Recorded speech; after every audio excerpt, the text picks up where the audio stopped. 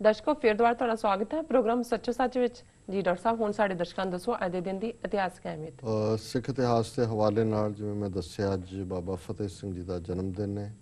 1762 ਚ ਅਬਦਾਲੀ ਅਖੀਰ ਪੰਜਾਬ ਚੋਂ ਨਿਕਲਿਆ ਔਰ ਡੀ ਫੈਕਟੋ ਸਿੱਖ ਪੰਜਾਬ ਦੇ ਇੰਡਸ ਤੋਂ ਲੈ ਕੇ ਜਮਨਾ ਤੱਕ ਉਸ ਦੇ ਮਾਲਕ ਬਣੇ ਜੀ। 1841 ਦੇ ਵਿੱਚ ਖਾਲਸਾ ਪੰਥ ਦਾ ਜਰਨੈਲ ਜ਼ੋਰਾਵਰ ਸਿੰਘ ਲਹਾਸਾ ਦੇ ਵਿੱਚ ਸ਼ਹੀਦ ਹੋਇਆ ਲੜਦਾ ਹੋਇਆ। 1844 ਚ ਜਦੋਂ ਜੰਮੂ ਦਾ ਡੋਗਰਾ ਹੀਰਾ ਸਿੰਘ ਉਹਦੇ ਨਾਲ ਪੰਡਿਤ ਜੱਲਾ ਉਹ ਬਹੁਤ ਸਾਰਾ ਖਜ਼ਾਨਾ ਔਰ ਸਪਾਈ ਲੈ ਕੇ ਲਾਹੌਰ ਤੋਂ ਦੌੜ ਰਹੇ ਸੀ ਜੰਮੂ ਵੱਲ, ਤੇ ਸਰਦਾਰ ਸ਼ਾਮ ਸਿੰਘ ਅਟਾਰੀ ਵਾਲਾ, ਸਰਦਾਰ ਜਵਾਹਰ ਸਿੰਘ ਉਹਨਾਂ ਨੇ ਰਾਹ 'ਚ ਰੋਕ ਕੇ ਉਹਨਾਂ ਦਾ ਕੰਮ ਕਰ ਦਿੱਤਾ। 1920 ਦੇ ਵਿੱਚ SGPC ਦੀ ਪਹਿਲੀ ਜਿਹੜੀ ਹੈ ਮੁੱਢਲੀ ਮੀਟਿੰਗ ਅਕਾਲ ਤਖਤ ਸਾਹਿਬ ਤੇ ਹੋਈ ਜੀ। ਔਰ 1922 ਦੇ ਵਿੱਚ ਇੱਕ ਮੁਖਬਰ ਦੀ ਜਿਹੜੀ ਹੈ ਉਹ ਸੂਹ ਦੇ ਉੱਤੇ ਸਰਦਾਰ ਬੰਤਾ ਸਿੰਘ ਔਰ ਸਰਦਾਰ ਜਵਾਲਾ ਸਿੰਘ ਜਿਹੜੇ ਬੱਬਰ ਅਕਾਲੀ ਸਨ ਉਹਨਾਂ ਦਾ ਪੁਲਿਸ ਮੁਕਾਬਲਾ ਹੋਇਆ ਔਰ ਉਹਨਾਂ ਦੀ ਸ਼ਹਾਦਤ ਹੋਈ ਜੀ। ਵਰਲਡ ਹਿਸਟਰੀ ਦੇ ਹਵਾਲੇ ਨਾਲ 1098 ਚ ਪਹਿਲੇ ਕਰੂਸੇਡਰ ਜਿਹੜੇ ਕਿ ਯੂਰਪ ਚੋਂ ਗਏ ਮਿਡਲ ਈਸਟ, ਉਹਨਾਂ ਨੇ ਮਾਰਾ ਸੀਰੀਆ ਦੇ ਵਿੱਚ ਉਸ ਸਥਾਨ ਨੂੰ ਕੈਪਚਰ ਕੀਤਾ ਔਰ ਲੁੱਟਿਆ।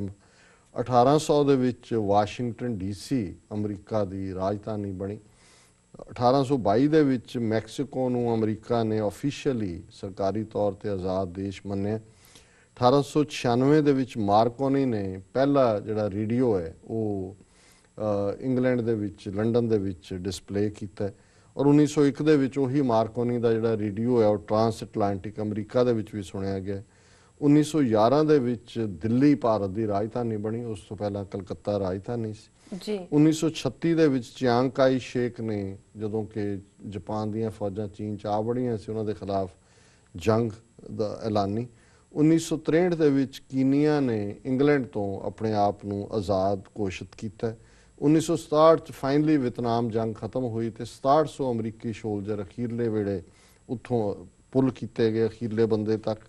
ਔਰ 1988 ਚ PLO ਨੇ ਫਲਸਤੀਨ ਲਿਬਰੇਸ਼ਨ ਆਰਗੇਨਾਈਜੇਸ਼ਨ ਦੇ ਯਾਸਰ ਅਰਾਫਾਤ ਨੇ ਇਹ ਮੰਨਿਆ ਕਿ ਇਜ਼ਰਾਈਲ ਨੂੰ ਵੀ ਜੀਣ ਦਾ ਹੱਕ ਹੈ, ਨਹੀਂ ਤਾਂ ਪਹਿਲਾਂ ਕਹਿੰਦੇ ਸੀ ਇਹਨੂੰ ਉਖਾੜ ਕੇ ਸਮੁੰਦਰ 'ਚ ਸੁੱਟ ਦਿਆਂਗੇ। ਔਰ 2011 ਚ ਕੈਨੇਡਾ ਨੇ ਆਪਣੇ ਆਪ ਨੂੰ ਕੀਓਟੋ ਪ੍ਰੋਟੋਕਾਲ ਜਿਹੜਾ 170 ਦੇ ਕਰੀਬ ਦੇਸ਼ਾਂ ਨੇ ਐਨਵਾਇਰਨਮੈਂਟ ਦੇ ਹਵਾਲੇ ਨਾਲ ਕੀਓਟੋ ਜਾਪਾਨ ਦੇ ਵਿੱਚ ਮੰਨਿਆ ਸੀ, ਉਹਦੇ 'ਚੋਂ ਆਪਣੇ ਆਪ ਨੂੰ ਵਿਦਡਰਾ ਕੀਤਾ ਕਿ ਜੇ ਇਹਦੀ ਉਲੰਘਣਾ ਕੀਤੀ ਤਾਂ ਫਾਈਨ ਹੋਏਗਾ। ਜੀ ਡਾਕਟਰ ਸਾਹਿਬ, ਤੁਹਾਡਾ ਬਹੁਤ ਬਹੁਤ ਸ਼ੁਕਰੀਆ।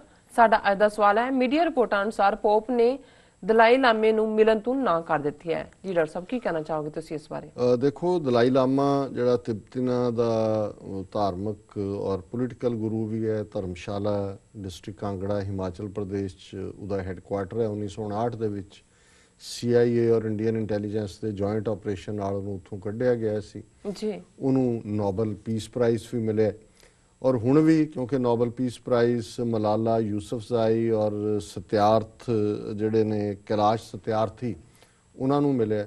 ਸੋ ਉਹਨਾਂ ਨੂੰ ਇਹ ਮਿਲਣਾ ਚਾਹੁੰਦਾ ਸੀ ਦਲਾਈ ਲਾਮਾ ਕਿ ਵੀ ਉਹ ਜਿੱਥੇ ਨੋਬਲ ਲੌਰੀਏਟ ਨੇ ਉੱਥੇ ਜਾਣਾ।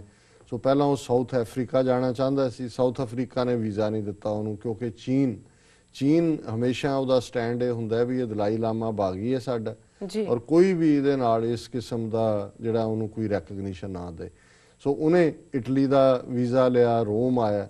ਹੁਣ ਰੋਮ ਦੇ ਵਿੱਚੋਂ ਇਹਨਾਂ ਨੂੰ ਮਿਲਿਆ ਮਲਾਲਾ ਨੂੰ ਔਰ ਸਤਿਆਰਥੀ ਨੂੰ, ਤੇ ਹੁਣ ਜਿਹੜਾ ਹੈੱਡਕੁਆਟਰ ਹੈ ਪੋਪ ਦਾ ਉਹ ਰੋਮ ਦੇ ਵਿੱਚ ਹੈ। ਉਹ ਪੋਪ ਨੂੰ ਵੀ ਮਿਲਣਾ ਚਾਹੁੰਦਾ ਸੀ, ਪਰ ਹੁਣ ਕੈਥੋਲਿਕਸ ਦੀਆਂ ਪ੍ਰੋਬਲਮਸ ਚੀਨ ਦੇ ਨਾਲ ਚੱਲ ਰਹੀਆਂ ਨੇ। ਉੱਥੇ ਕੈਥੋਲਿਕਸ ਦੇ ਦੋ ਗਰੁੱਪ ਨੇ, ਇੱਕ ਕਮਿਊਨਿਸਟ ਪਾਰਟੀ ਨਾਲ ਨੇ, ਉਹਨਾਂ ਨੂੰ ਤਾਂ ਮਾਨਤਾ ਹੈ, ਦੂਸਰਿਆਂ ਨੂੰ ਉੱਥੇ ਕਰਨ ਵੀ ਨਹੀਂ ਦਿੰਦੇ ਹੈ ਆਪਣੀ ਵਰਸ਼ਿਪ ਜਾਂ ਪ੍ਰੇਅਰ। ਸੋ ਪੋਪ ਜਿਹੜਾ ਉਹ ਨਾਰਾਜ਼ ਨਹੀਂ ਕਰਨਾ ਚਾਹੁੰਦਾ ਚੀਨ ਨੂੰ, ਤਾਂ ਉਹਨੇ ਪੋਪ ਨੇ ਕਿਹਾ ਜੀ ਮੈਂ ਨਹੀਂ ਮਿਲਣਾ। ਜਿਹੜੀ ਲਾਸਟ ਮੀਟਿੰਗ ਇਹਨਾਂ ਦੀ ਪੋਪ ਬੈਨੇਡਿਕਟ ਦੀ ਦਲਾਈ ਲਾਮੇ ਨਾਲ ਹੋਈ ਹੈ 2006 ਦੇ ਵਿੱਚ ਹੋਈ ਹੈ। ਸੋ ਕੁੱਲ ਮਿਲਾ ਕੇ ਅਸੀਂ ਇਹ ਦੇਖਦੇ ਹਾਂ ਕਿ in the end of the day pope ਵਰਗੀ ਜਿਹੜੀ ਹਸਤੀ ਵੀ ਹੈ ਉਹ ਵੀ ਆਪਣਾ ਫਾਇਦਾ ਮੁਫਾਦ ਦੇਖਦੇ ਨੇ ਕਿ ਜੀ ਵੀ ਸਾਡੇ ਲੋਕਾਂ ਦਾ ਕਿੱਥੇ ਫਾਇਦਾ ਹੈ ਕਿੱਥੇ ਨੁਕਸਾਨ ਹੈ। ਤੇ ਇਹ ਸਿੱਖ ਕੌਮ ਹੀ ਹੈ ਕਿ ਜਿੱਥੇ ਨਹੀਂ ਵੀ ਹੁੰਦਾ ਉੱਥੇ ਜਾ ਕੇ ਸਿਰ ਵਸਾਇਆ ਹੁੰਦਾ। ਅਸੀਂ ਖਾਮਖਾ ਜਿੱਥੇ ਬਿਨਾਂ ਪੁੱਛਕਿਆਂ ਚੁੱਪਰਿਆਂ ਵੀ ਸਾਡੇ ਹਿੱਤ ਬਚ ਸਕਦੇ ਨੇ ਉੱਥੇ ਵੀ ਸਾਡੇ ਫੋਰਸ ਕਰਨਗੇ ਜੀ ਅਸੀਂ ਇੱਥੇ ਬੋਲੀਏ ਕੁਛ ਨਾ ਕੁਛ।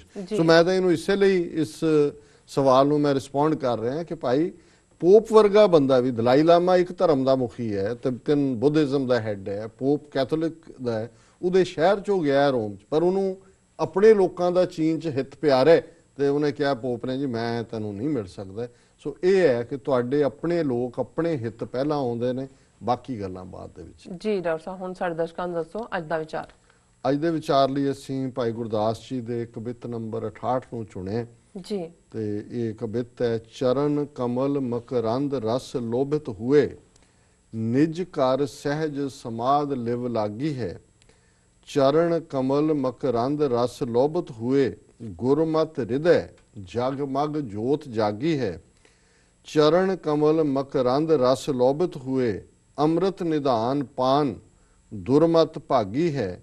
ਚਰਨ ਕਮਲ ਮਕਰੰਦ ਰਸ ਲੋਭਿਤ ਹੋਏ, ਮਾਇਆ ਮੈਂ ਉਦਾਸ ਬਾਸ ਬਿਰਲੋ ਬੈਰਾਗੀ ਹੈ। ਜੀ। ਸੋ ਇੱਕ ਲਾਈਨ ਹਰ ਵਾਰ ਦੁਹਰਾਈ ਗਈ ਹੈ ਕਿ ਜਿਸ ਦੀ ਪ੍ਰੀਤ ਗੁਰੂ ਦੇ ਕਮਲ ਵਰਗੇ ਚਰਨਾਂ ਦੇ ਨਾਲ, ਇਹ ਕੋਈ ਫਿਜ਼ੀਕਲ ਚਰਨ ਨਹੀਂ ਨੇ, ਅਕਾਲ ਪੁਰਖ ਦਾ ਸ਼ਬਦ ਹੈ, ਉਸ ਨਾਮ ਦੇ ਰਸ ਵਿੱਚ ਜਿਸ ਦੀ ਸੁਰਤ ਭਿੱਜੀ ਹੋਈ ਹੈ, ਇਮਰਸਡ ਹੈ, ਉਹ ਨਿਜ ਘਰ ਸਹਿਜ ਸਮਾਦ ਲਿਵ ਲਾਗੇ। ਉਹ ਹਮੇਸ਼ਾ ਸਹਿਜ ਦੇ ਵਿੱਚ ਰਹਿੰਦੇ ਆ, ਹਮੇਸ਼ਾ ਇੱਕ ਠਹਿਰਾਵ ਦੇ ਵਿੱਚ ਰਹਿੰਦੇ ਆ, ਉਹਦੀ ਯਾਦ 'ਚ ਰਹਿੰਦੇ।